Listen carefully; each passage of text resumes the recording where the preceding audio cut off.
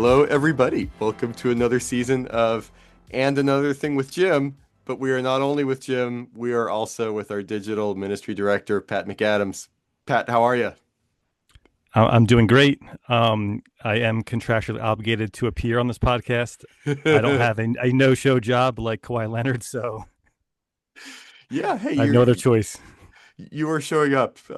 Nice reference. Maybe that will be the wild card question at the end of the pod. Hey, thanks for listening, everybody. We are doing a slightly tweaked version of And Another Thing with Jim this year. So, the story so far with Liberty Collingswood content podcasts related or semi-related to the sermon, we had a couple really good years with the Post Sunday Blues of Preaching Postmortem with my wife Emily. It became difficult with her job to do a weekly podcast. Last year was just me doing super concentrated, but I I missed. I thought I would love just having my own voice, Pat, and being able to talk to myself, but I got a little lonely. So thank you for joining me on the escapade this year. And then secondly, slightly different format. So this isn't just going to be about the sermon from Sunday, but it's no coincidence that we're timing the release of this podcast with the start of our fall sermon series from the Gospel of John. There's going to be three segments, two of which are going to be bigger, one smaller. Word, world, and wild card. Pat, why don't you tell us briefly what those three parts are going to be?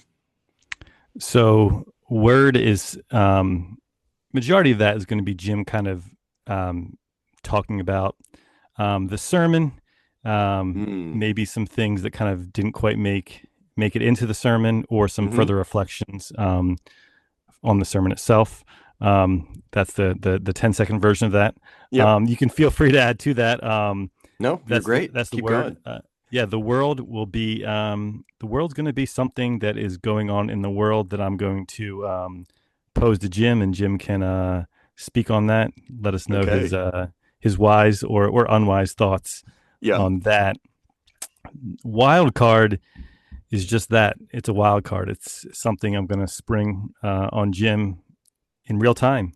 So that could be anything as far as what's your favorite flavor of candy corn Right. to what is your confidence level in the Sixers this year. It could be, or it could be something a little bit more spicy, but Okay. that'll be for another day.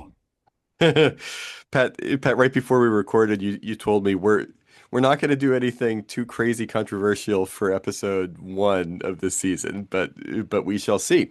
So yeah, the format piece in relation to that is our working plan is that Pat, you'll give me an email every Tuesday morning to give me a heads up about what we're going to be talking about in the world section. So I've kind of been percolating a little bit on what we're going to talk about here in that segment, but then also with Wildcard, I am going in blind. And I the reality is I like spicy, and sometimes Pat McAdams becomes Pat Legal where he feels his mic burning up a little bit when I'm just kind of riffing. So that those will be some fun moments coming up. Shall we jump into the first segment here, Pat? Anything else to add by way of orientation or welcome? Now I think we're ready to rock and roll. Okay, so the word section here, Pat, that I wanted to draw out from the sermon this past Sunday, in the beginning was the Word, and the Word was with God, and the Word was God. And I think it actually is going to relate to what you pulled as a topic for the world section too, uh, talking about the logos. So that's the word in Greek for word that John uses to describe Jesus in the beginning. And uh, Pat, to some people, we're going to be going slowly through the prologue of John. It's 18 verses. We might have, I I have it written down, but maybe six or seven sermons, a couple of months in the prologue of the Gospel of John. That might seem really slow to some people. To me, it seems really fast because one of my favorite concepts in all of Scripture is the Logos. And I hope I hope I was able to communicate on Sunday some sense of my own intrigue and even awe about John's use of this word logos, which was around as a word, but John's using it about Jesus is pretty mind-blowing to me. So, part of the aspect of that logos I was talking about was it was this bridge word outside of the world of the scriptures, but to ancient Greek philosophy. So the logos concept was used actually by a lot of different schools of thought in the ancient world, Stoics, Platonists, Neoplatonists, and otherwise. So John would have been very much at home having a conversation with some of these philosophers about the logos and vice versa.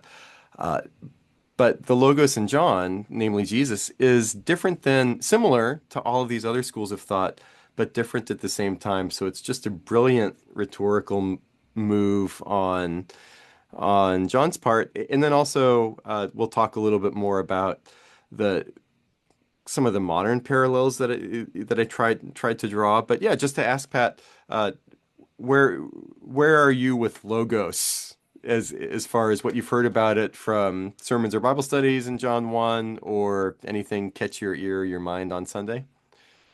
Yeah, so I would say that locus is probably one of those things that I would, if I had to guess, I would say that probably intimidates a lot of people. Sure.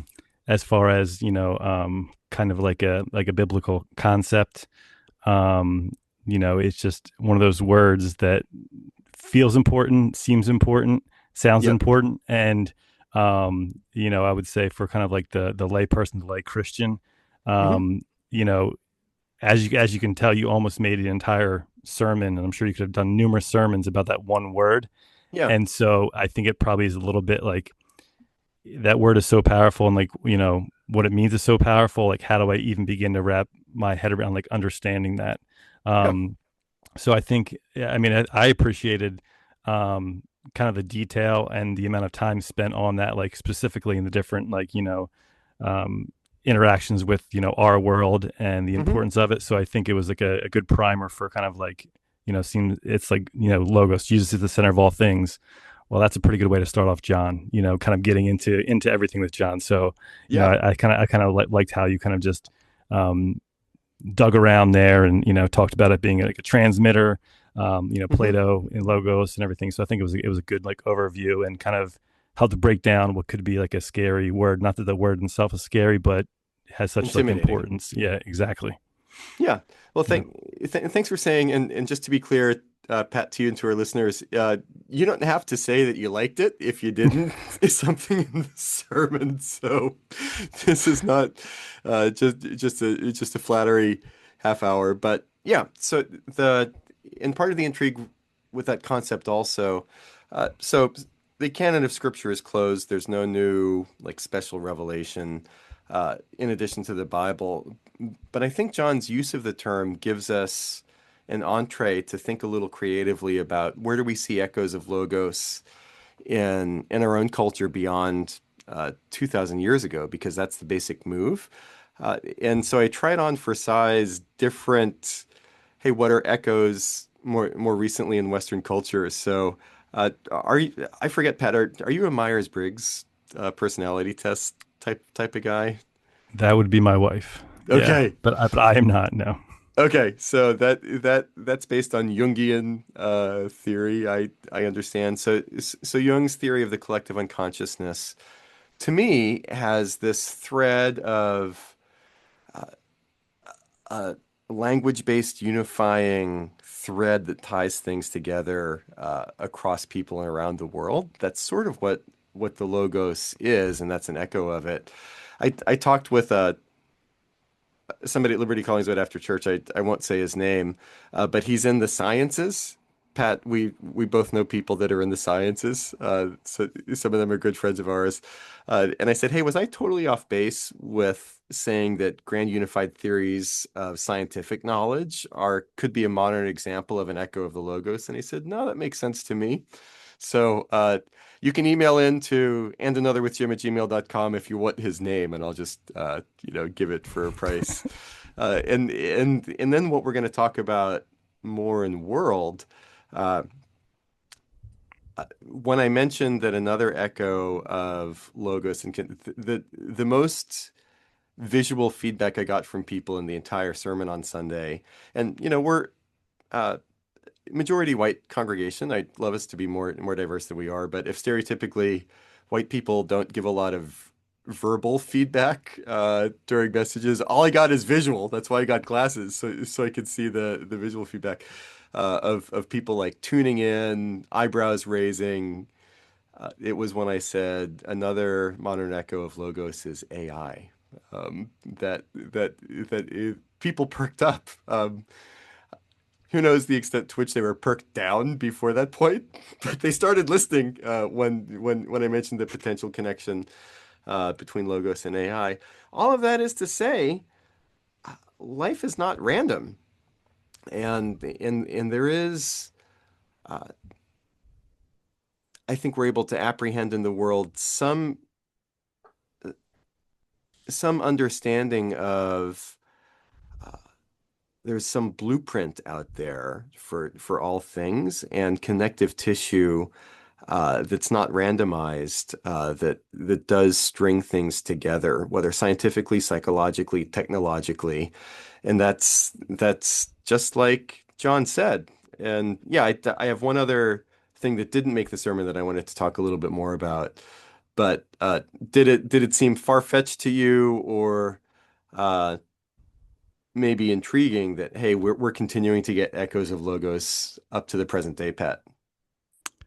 Yeah, no, I think I mean, it kind of makes sense if you think about it. There's, no reason why, just like in the modern world, we should kind of like stop that.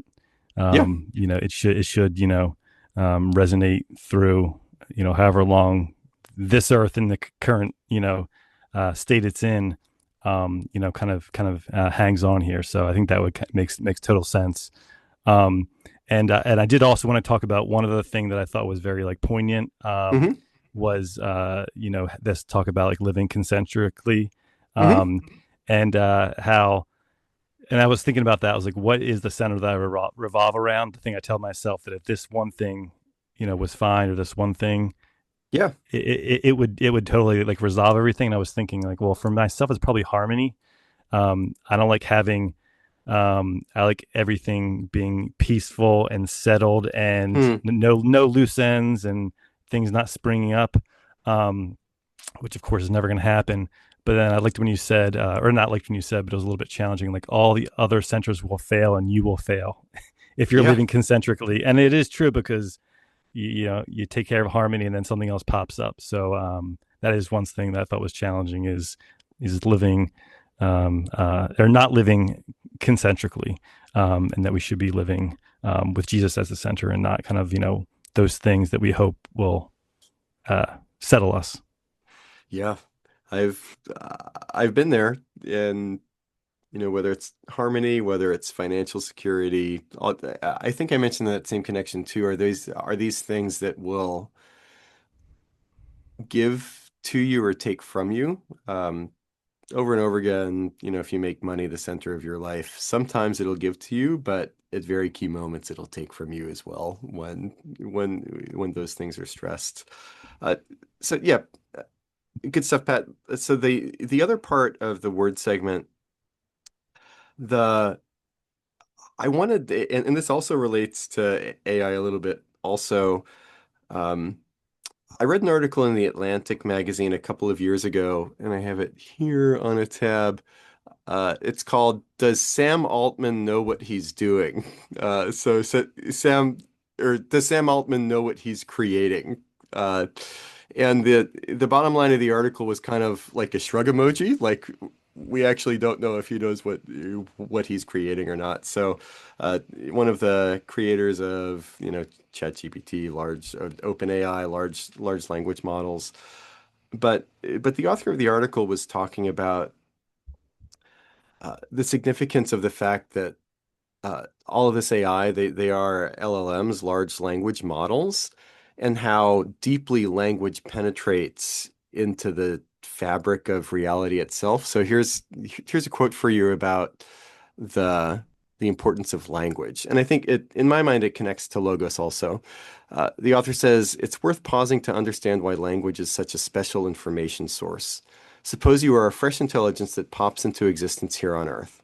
Surrounding you, it's the planet's atmosphere, the sun and Milky Way, and hundreds of billions of other galaxies, each one sloughing off light waves, sound vibrations, and all manner of other information.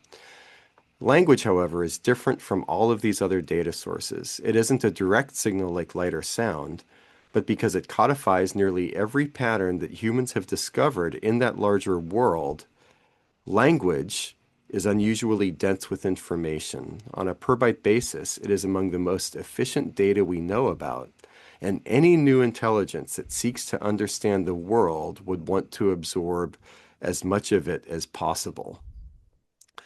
So that paragraph is saying that as far as the transmission of information, uh, vision and hearing, light and sound, if you just look at stuff and hear stuff, uh, apart from reading words and hearing language, that'll communicate some information. But language, however it's with whatever senses you take it in, is infinitely greater as far as what it's able to communicate. And uh, I think scientists will tell you that so much of life, the universe, and everything has deeply embedded within it language patterns of one kind or another, uh, which just sort of flags in my mind the reality that Jesus as Logos, as Word, and co-creator, we're going to be talking about that this coming Sunday, has written, God has written Logos code into the fabric of reality itself. And so in pre-scientific language, that's actually what the Bible says. Psalm 19 begins, "The heavens declare the glory of God, the sky above proclaims his handiwork. Day to day pours out speech, and night to night reveals knowledge." So the psalmist there, this is a Psalm of David, talks about how all of creation not only moves us emotionally to think that there is some sort of higher being out there, but it speaks to us. And so there's logos there in creation, um, which at the end of the day tells me that the universe itself is not mute. So it's easy enough for me as a modern person to think whether stars or oceans or cities, uh, there's this messy canvas of reality, and it's my job to fit my own language and ideas on all of it to make sense of it for me. And at some level, everybody has to do that.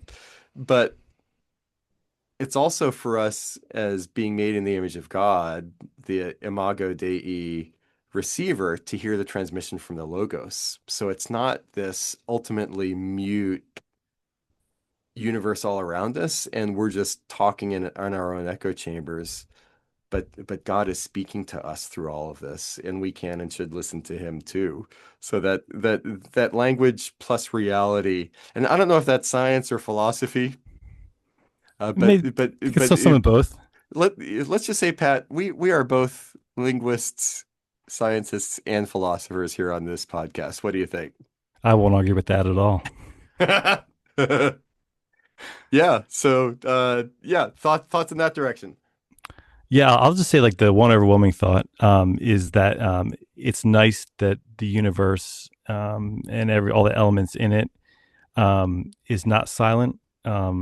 That can be kind of like a scary thought. Is like this just powerful, infinite galaxies, universe, eternity, kind of just Yep, sitting there like a monolith, kind of just like staring you in the face, not saying anything. So totally. um, I find that comforting that if you listen, you're going to hear you're going to hear it talking to you. You're going to hear it comforting you, and kind of hearing it. There's noise out there. There's things happening. It's like alive. It's jubilant. So I think that's um, like a comforting Yeah, thought for me. yeah.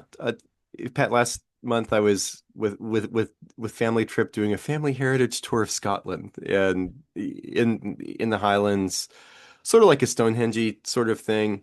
Uh, Periodically, you see these stone structures built by people long ago. Nobody knows exactly what they are, but uh, it seems like there's a consensus that it had some sort of religious significance to the original inhabitants of Scotland, that there was something for them to do as they received the language of the universe to respond. And that's something deeply embedded. in who we are as those in God's image. So yeah, Pat, that's what I had for word. Why don't I flip it over to you for world by way of disclaimer? So should I give the disclaimer now? I think it's time. Okay. So Pat's going to be asking me questions about what's going on in the world. I'm going to have a few hours to formulate a couple of thoughts, but the point of this section, as Pat and I have formulated it, is I'm just going to more or less speak off the top of my head on things that are going on. Uh, that means that I'm speaking more freely and tentatively than I necessarily would in a sermon. So, my intention when I preach on Sunday mornings at Liberty Collingswood is that I am speaking quote unquote officially. So, this is, as I'm the lead pastor, the unless I disclaim or otherwise there, yeah, this is kind of what the official stance or position of perspective of Liberty Collingswood is. I want a little more freedom in this section than that. So if there's something that people hear where they think, I don't think that's true at all, don't freak out because I'm just trying to put pieces together in real time. Don't make Pat Legal's life miserable. That's the bottom line of the disclaimer. So how's that sound to you, Pat? I think you covered all your bases. You're good to O- go. Okay. Well, shoot. It's up to you now. All right, Jim. So we're gonna time travel, or you're gonna time travel to the year Mm. 2032. Yep. Um, we're getting ready for an election. It's AOC versus Donald Trump Jr. And at Love that it. point in time, uh, Can you can know, can that be another world right there? But I'll let you keep going. so 7 years from now, Yep. what will AI have done to our world? Yep. Um, will we be cherishing maybe more accurate medical diagnosis, drug trials, a lot of things streamline, savings in film production, engineering, financial planning, more wealth? Or is it going to be job loss, arts becoming dull and flat, energy just getting sucked up, AI hip hop songs, errors becoming truths? So, Jim, the question I'm posing to you is more optimistic or more pessimistic with AI? Great question. And here's the answer by way of a little theological explanation. So, by happenstance, or more deeply, I think in God's providence, I had a meeting with another pastor last night, and we're talking about uh, he on the side, that was not the point of the meeting. This pastor mentioned that he's working on a book on AI that sounds legit. So he's actually in contact with a lot of scientists and computer people at fancy European universities who are working on AI, trying to give a Christian perspective and wrap one's Christian mind around what's going on with AI. And he actually mentioned logos in relation to AI, which is a little bit where my mind was going anyway. So to give a little bit of a tentative theological framework around AI, I think we can think about AI as an analogous and derivative logos. So an analogous logos, it is a little bit like kind of an echo, a copy of Jesus, the blueprint for all things. And that's apart from the intention of AI itself or the intention of its creators. But it is a language-based model for reality. So it has some analogy to our triune God creator, but derivative because it's on our side of the creature creator distinction. So it's generative, but in a derivative way because the chief creator is the chief generator is is God. And so uh, pointing ahead theologically, uh, AI is under the same ultimate creational covenantal set of obligations as everything else is. Not that it's easy to answer every question about what are those obligations in every instance and for everything. Uh, but uh, if AI is a analogous and derivative logos, and human beings alone are created in the image of God. Uh, I think, would best function and must function under human dominion and not beside or over it. And that dominion language comes from the beginning of Genesis, where God created, a whole huge discussion about what dominion does and doesn't mean. But just to use that biblical term, uh, human beings are created to have dominion over all things as vice regents under God. We ourselves are derivative, but AI would go under us, not beside or above us. And as with everything in the created order and every tool, and this is whether it's a hammer, I was going to say either a hammer or a sickle, but See what you did there. uh, just a basic tool or something more sophisticated. The purpose of it is to steward the flourishing of our world under God. So, bottom line, 3,000 foot view, AI, analogous and derivative logos, must be under human dominion, and its purpose must be to steward the flourishing of God's creation under God. And if that's the criteria, therefore, and Pat, thanks for letting me blab here, I am pessimistic about the future effects of AI for our world, because at the conceptual level, and I'll take a breath after this and then we can talk about some specific things on my mind. I'm dubious as to whether AI will remain under human dominion and and control. It seems pretty clear that the the barn door's already been left open, and creators of AI, or AI, is racing ahead of its creators and caretakers as far as its own autonomy. And do we really feel good about AI stewarding the flourishing of our world? So yeah, big picture thoughts there. Yeah. So and I apologize if the question was like almost a leading question in some ways No, I because like it. I mean, I we didn't want to be expect you spicy. I didn't expect you to say optimistic. Although hey, it's certainly I'm sure there are some some pastors, some very intelligent people who say they are optimistic about it. Yeah. On a whole, of Yep. course, there's some things. I mean, I would venture a guess. You think there are a few things AI probably can do well, or probably can, Sure.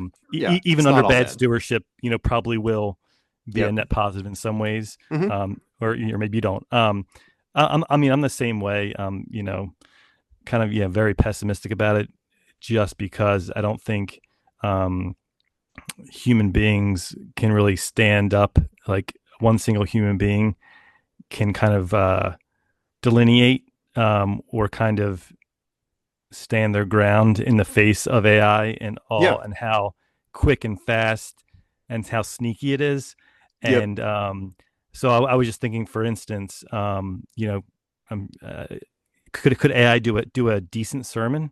And I don't know what the answer to that is. I'm not sure if if The you answer looked at is it. yes. Yeah, I know pastors that have demoed that just to see, and yeah, and you can do it by kind of like Christian tradition also. So, Presbyterian and Reformed sermon on John 1. Like it includes like completely erroneous statements like sure. baked into, but overall the sermons are not bad. Yeah, yeah, or even like a book on AI. You could use AI to write a book on AI. And kind Yep. of so it's a bit strange. And I guess my thought was, if AI alone can do a pretty decent sermon, and then maybe a pastor could kind of like put their little flourishes on there, Yep. would someone in the congregation like realize it's AI? And if they didn't, is that like some like creeping evil, or some sort of or is that something that and I'm I think it's I don't think dubious at best. Yeah. yeah, like what would can you still learn about Jesus and be in tune with Jesus, and go to a sermon by a pastor who uses completely AI, and still be in communion with God there? And I'm not sure I know the answer. Oh, I think I do know the answer, but um, yeah. So what are your thoughts on any of that? Yeah, I think that part's of both and. So in Philippians 1, after Paul opens that letter to the Philippian church, he acknowledges that there are false preachers out there. Paul's writing Philippians in chains. He's in prison, but he says, yeah, there are false preachers out there that are talking about Jesus. They're not from us, and they are speaking from impure motives, bad motives, false motives, not from true. And you might expect Paul at that point to say, I hate these people. I condemn them. You should find them and hunt them down. But instead, Paul says, uh, but in this I rejoice that whether from false motives or true, Christ is preached and Christ is proclaimed. So I see there some warrant for saying, hey, there's never going to be a perfectly pure proclamation and delivery of Jesus. So Sure. even if and you'd be shocked, Pat, even before the internet era, but including how often plagiarism occurs Yeah, in like preachers plagiarize at shocking rates to me.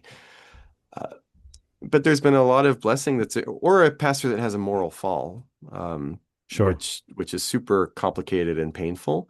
Uh, but if you're sitting under a pastor whose sermons have blessed you, but that pastor's experienced a moral fall or has been found to be plagiarized, that doesn't nullify the blessings that you heard from those sermons. So similarly, AI generated Bible teaching, I don't like it, but it's not the worst evil in the world.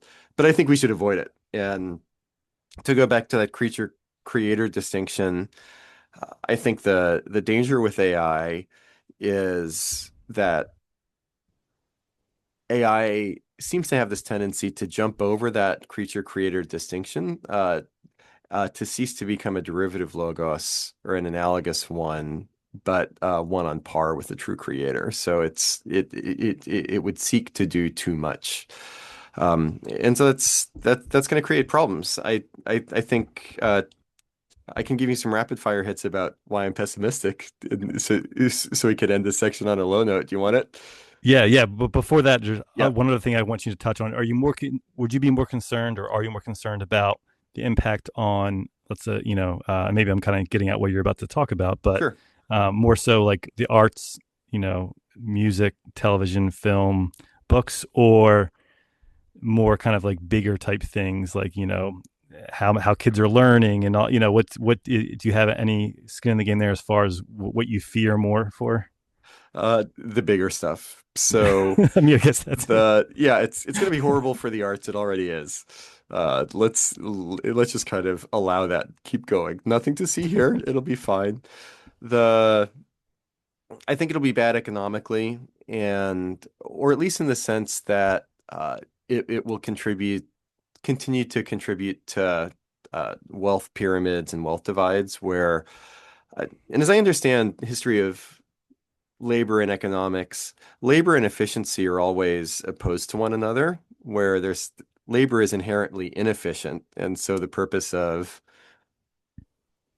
businesses seeking profit are to make things more efficient, so that you can make more cheaper, which undercuts uh, labor. And we're not going to solve that conundrum here on this podcast. I don't think so. Maybe next week, but yeah, like AI is going to eliminate jobs, and if it keeps in the trajectories of previous technologies, it's the lower wage jobs that are eliminated faster and at larger scale than the higher paying ones. So wealth inequalities, I think, will continue, with the added dubious caveat that AI is developing so quickly that the whatever negative economic uh, effects that could occur will occur not slowly or quickly. So we're looking at potentially revolution, not evolution, with negative consequences.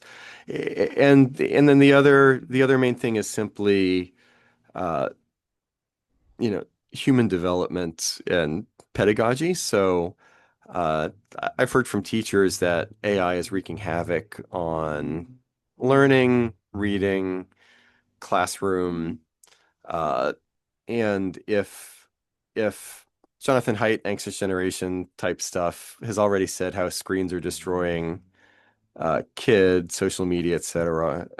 AI is just going to be a whole nother world of obstacles that conspire to make us less human. The one other thing about the wealth inequality, uh, I've I forget if I mentioned on a podcast here or there, but one of the things that I keep in the back of my mind is I think that we're headed towards a reverse digital divide. Have I mentioned it? Have you heard me mention that before? Yes, yeah, I So have. so if the old digital divide is that wealthier, more educated people had more technology and used more technology more frequently, and lower socioeconomic folks, less money, less education, were kept out of using the internet and that sort of thing. I think we're heading towards a future where it's flipped, where it's the wealthy and educated people that will have the means to step away from technologically dominated lives to become more human. But those with less means aren't going to have those luxuries. So it's rich people that buy dumb phones, and Sure. it's poor people that don't. And the I think AI will have a more uh, deleterious effect on those that can't afford not to have AI everywhere in their lives. So there's going to be an exploitive tendency there where uh, the the best off will retain their humanity at higher rates than those that are not because of AI. One last thing, then I'll turn it over to you, and then we can go to the wild card. I've the one practical pastoral danger that's been identified by people besides me about the danger of AI. Um, I've heard some national voices say this is going to be the number one pastoral challenge with AI. Do you want to take a guess, Pat, as to what that number one thing might be? Pastoral challenge as far as how we'd need to like counsel, shepherd people in our congregations. No, I don't want to venture a guess. I'm not sure. No. There's Pat Legal. I knew it was there somewhere. Uh, uh, the uh, the proliferation of AI companions, Okay. um, where it's not a cut and dry thing, but uh, at increasing rates already, and it will probably accelerate. Instead of person-to-person friendships and connection, people are gonna more and more just talk to their AI bot who knows them, loves them, cherishes them, affirms them. But you're not talking to a human being, and I think that the consequences there are going to be huge. And on a couple of these podcasts, I've heard that uh, who knows? I don't know where people got these statistics from or how accurate they are. About half of all AI companions that people use are used for sexual purposes. So, and like my guess, if that's in keeping with like older statistics about pornography usage, like people underreport and self-disclose. Sure. Uh, so if people are saying about half, it's probably a lot more than that. And so uh, what that's going to do as far as human connection when not only are we using AI companions for, bouncing ideas off of for when we feel lonely, but to fulfill sexual appetites also, I think it's just going to be a disaster. But then like the flip side pastorally uh, is so we want to be wise but also compassionate. Uh, if somebody was relationally fulfilled, sexually or otherwise, um, I think that person would be less likely to switch on AI for a AI companion. Uh, so the people that are going hardest in those directions are the ones that are most lonely, probably. Uh, so I get I get the draw, but it's one that's going to take more than give in ways that I don't even fully comprehend. Yeah, no, I mean, and I initially when you started talking about that, I kind of like thought, this is this is kind of funny, and how pathetic. But then I was like, wow, that really just shows you like how many people, even more so now, are like lonely, Yep. and and really that is something that's just like a true tragedy in and of itself. Yep. Yeah. All right. Well, I'm optimistic, not pessimistic, that maybe next week for the world will be a little bit more upbeat. Maybe Okay. we'll be a little bit more positive or Well, have a hey, little bit more positive I feel like subject. we solved it, Pat. We did. Yeah, I don't think we need to talk about AI for at least another 7 years until that election Good. happens. Okay, there we go. All right. All right. The We're gonna go the AOC Trump Jr. exactly. election. All right, we're gonna go the wild card. Hmm. For the wild card, I kind of want to quick jumping off point is the Phillies Karen. So the recent Phillies game Yep, love in it. Miami, Phillies Marlins. Harrison Uh-huh. Bader hits a home run. A bunch of people fight over the ball. A guy, a father, gets the ball, runs over, Yep. gives it to his 10-year-old son, gets in his Huh. glove. A woman comes racing over, screaming at the dad and the kids, saying, "That was my ball. You came and stole Yeah. from my area." The dad kind of just wants to put it to rest, takes the ball, gives it to the woman, Uh-huh. and we're off to the races, as you can imagine. Yep. Everything, and I'm gonna be the killjoy here and say I'm not having any fun at all with this story, Okay. and it feels like a huge bummer. So Yeah. and I think it's not just this story, but the Coldplay story with the executive, which I Oh, know, yeah. Right. poor executive who kind of got, caught Right. doing something wrong, boo hoo hoo. I'll say with these general like stories about people probably seen some of their worst moments, and then this woman, everyone's coming for her job, and Yeah. I get it. It's like kind of funny, and it's the memes and the jokes and everything, Yep. but in general, I'm really not having any fun, I would say, with any of these stories. But am I just being a killjoy and being over dramatic, or am I onto something with like this kind of sucks?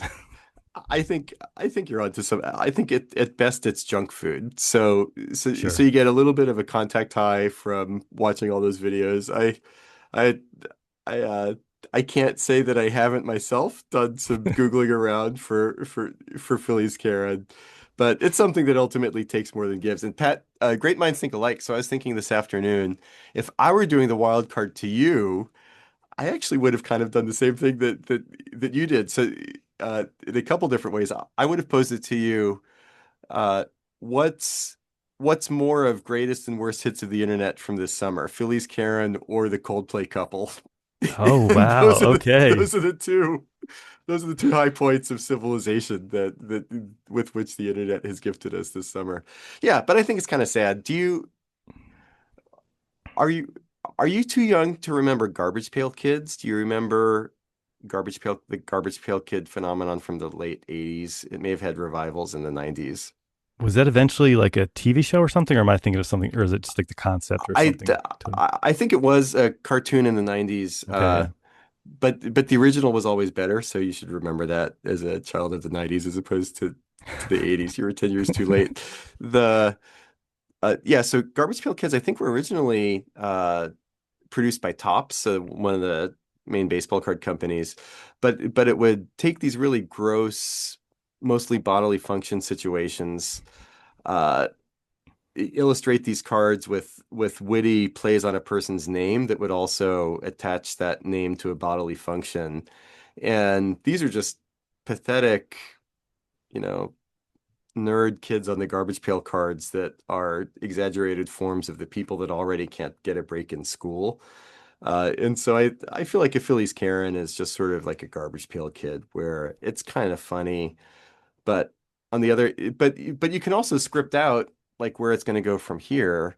It's all real, but it's all fake at the same time. So Sure. I I I can imagine that there will be, and this could be totally my own imagining, but I bet that there are some PR firms that have reached out to Phillies Karen at this point and said, "Hey, you're having a really hard time right now on social media." Uh, and then maybe lawyers also who are saying, "Hey, if you want to sue some people that are making your life miserable right now, we'd be happy to curate those lawsuits for you." And so it's possible that I have no idea. I don't mean to pile on Philly's Karen with this. This is more this is a comment on culture around us, not her. It'll probably be some combination of trauma story, by way of background to Phillies Karen, where the PR firm will amplify whatever negative things have happened in Phillies Karen's past to say, hey, you're piling on her, but we should actually like feel really sorry for her instead. And even if those traumatic things are true, who knows? But those things are going to be amplified.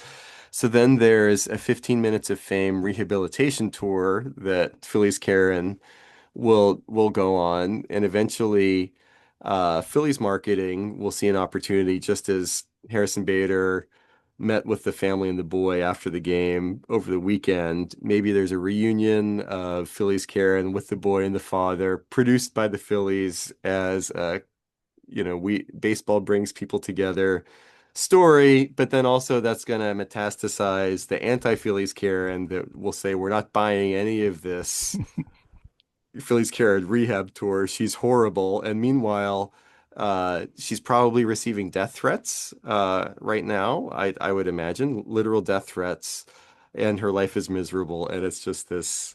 Uh, yeah, it's a shame. So yeah, we can get a chuckle out of it, but on the other hand, it's not shame on Phillies Karen. It's shame on us, Pat. Shame Yeah, on us. I think so. I think we may need to take the L as a society on this one. I did like how you were gaming out, like how everything's going to play out, and like you kept going. I was like, how far down the line are we going here? Like 2 or 3 years out, you know?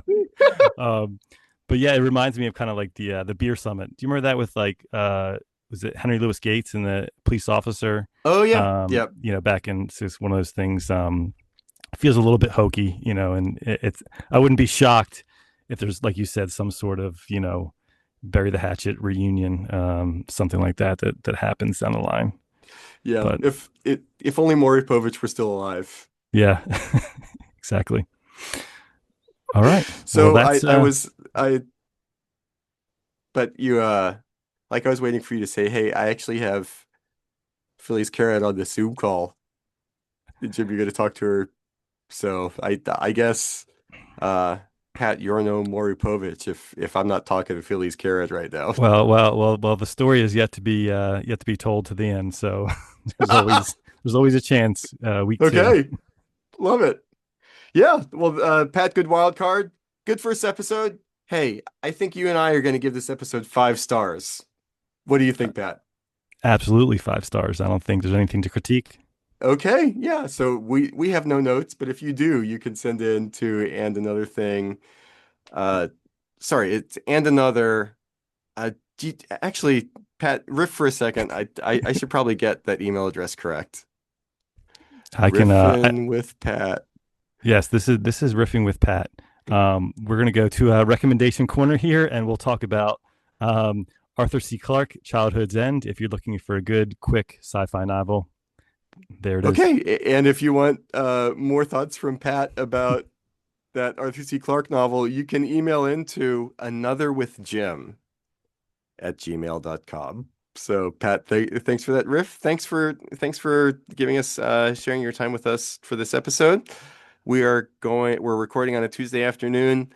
Uh, Phillies Karen, hold on until this episode goes live on Wednesday morning, September 10th. Just stay alive.